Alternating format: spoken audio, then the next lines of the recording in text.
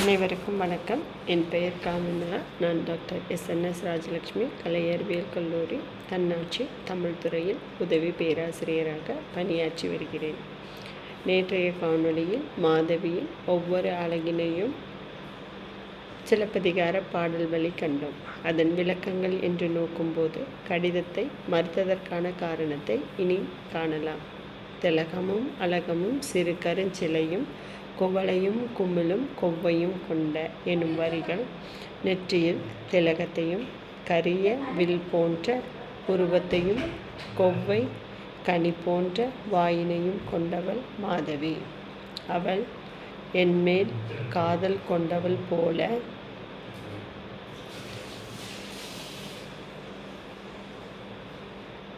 பார்த்த பார்வை வெறும் நடிப்பு. அந்த நடிப்பிற்கு பெயர் கண் கூடு வரி ஆகும் என்கிறான். அதனை மாதர் வாழ்முகத்து மதைய நோக்கமோடு காதலில் தோன்றிய கண் கூடு வரி எனும் வரிகள் எடுத்து எம்புகின்றன. அடுத்ததாக காண்வரி.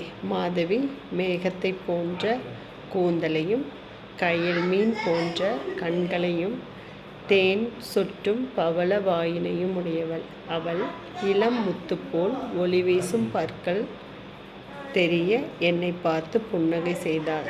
நான் அவளை வா என்று அழைத்ததால் வந்தும் போ என்று கூறினால் உடனே அகன்றும் விடுவாள். அது காண்வரி நாடகம் என இப்போது எனக்கு புரிகிறது என்றான். இதனை புயல் சுமந்து வருந்தி பொழிக்கதிர் மதியத்து கயல் உலாய் திரிதரும் காமர் செவ்வியின் பாகுபொதி பவளம் திறந்து நிலா உதவிய நாகு இளமுத்தில் நகை நலம் காட்டி வருக என வந்து போக என போகிய கரு நெடுங்கண்ணி காண்வரி கோலமும் எனும் வரிகள் காப்பியம் வழி எடுத்து எம்பப்படுகிறது.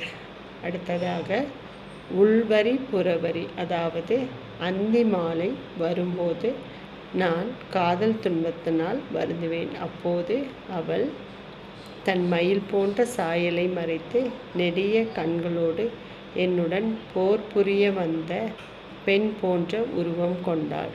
ஆனால் என் அருகே பணிவுடன் நடிப்பாள். அது அவளது உள்வரி நாடகமாகும். அது மட்டுமல்லாது மாதவியின் காலில் சிலம்புகள் ஒலிக்கும். அவள் அணிந்திருக்கும் அணிகலன்களின் சுமையை அவளது மெல்லிடை தாங்காது. என் மீது காதல் கொண்டவள் போல நடிப்பாள். நான் அவளை பிரிந்து வருந்தும்போது கூட மனம் மாறாமல் புறவரி ஆடினாள். இத்தகு புறவரி நடிப்பினையும் நான் அறிவேன் என்று வசந்த மாலையிடம் கோவலன் கூறுகிறான். அந்தி மாலை வந்ததற்கு இறங்கி சிந்தை நோய் கூறும் என் சிறுமை நோக்கி கிளிப்புரை கிளவியும் மட அன நடையும் களிமயில் சாயலும் கரந்தனல் ஆகி சிறுவேல் நெடுங்கண் சிலதியர் கோலத்து ஒரு தனி வந்த உள்வரி ஆடலும் சிலம்பு வாய் புலம்பவும் மேகலை ஆர்ப்பவும் எனும் வரிகள் வழி சிலப்பதிகாரம் எடுத்து எம்புகின்றது. அடுத்ததாக கிளர்வரி தேர்ச்சி வரி எனும் நோக்கும்போது மாதவி தனது கூந்தலில் பூமாலை சூடியிருப்பாள். ஒற்றை வட முத்து மாலையை அணிந்திருப்பாள். அழகிய நெற்றியையும் மின்னல் போன்ற இடையினையும் கொண்ட அவளிடம் எனது காதல் ஆசையை ஏவல் மகளிர் மூலம் தெரிவிப்பேன். ஆனால் அவள் நான் கூறியது புரியாமல் வேறு ஒன்றை புரிந்து கொண்டது போல நடிப்பாள்.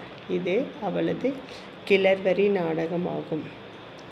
இதனை உணர்ச்சி உட்பொதிந்த கலாம் தரும் கிளவியின் இருமொழி பொருள் கேட்டனல் ஆகி தளர்ந்த சாயல் தகைமென் கூந்தல் கிளர்ந்து வேறு ஆகிய கிளர்வழி கோலமும் எனும் வரிகள் வழி சிலப்பதிகாரம் எடுத்து எம்புகிறது. மேலும் முன்பு ஒரு முறை நான் அவளை பிரிந்து வாழ்ந்தேன். அப்போது மிகவும் துயரப்படுவள் போல என் சுற்றத்தார் முன்பு ஒரு பாவனை செய்து நடிப்பார். அப்போது அவளிடம், நான் தேர்ச்சிவரி என்னும் நாடகத்தை கண்டேன் என்றார். இவ்வாறாக மாதவியின் ஒவ்வொரு செயலையும் நடிப்பு என கூறி வசந்தமாலையிடம் கடிதத்தை வாங்க மறுக்கிறான் கோவலன். இதன் தொடர்ச்சியை அடுத்த காணொளியில் காணலாம். நன்றி, வணக்கம்.